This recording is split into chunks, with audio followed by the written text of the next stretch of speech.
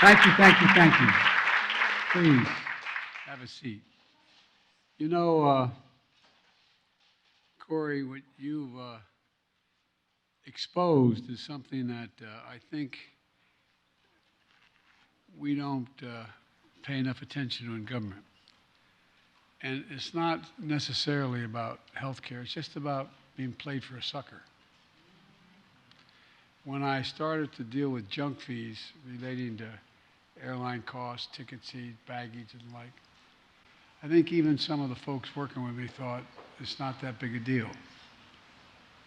But you know, in America, it sounds corny, but fairness is something we kind of expect.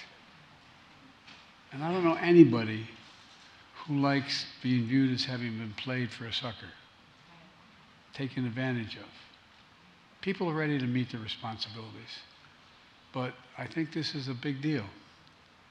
It's a big deal, and I have to thank my staff, and I mean that sincerely, for focusing on the healthcare piece. I didn't know some of this. I thought I knew a hell of a lot about healthcare, and you know, I've been a significant. Sorry. I've been a significant consumer, and my family has as well. But look, Corey, your story, it turns out, is a very familiar one to too many Americans. You try to do the right thing, only get ripped off instead. And too many nights, too many Americans lie in bed, staring at the ceiling, worrying what will happen if their spouse gets seriously ill. What will happen if something else happens to them? Do they have enough insurance? Will they have to, how are they going to pay their medical bills? Will they have to sell their home? If you can know point of personal privilege, we used to say in the Senate, I was telling my staff that I was raised, it was a middle-class family. We weren't poor.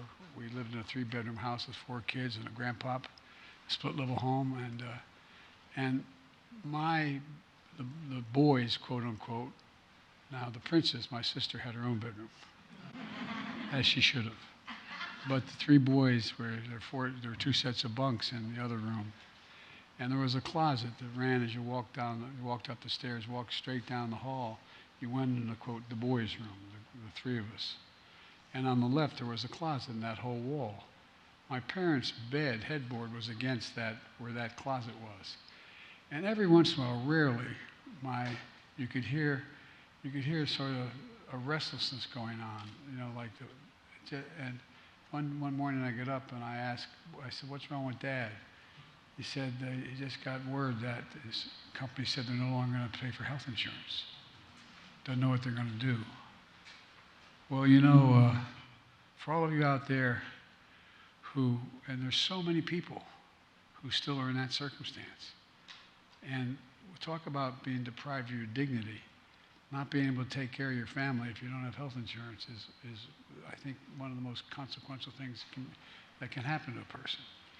And so, you know, for all of you out there, I just want you to know, I get it, we get it.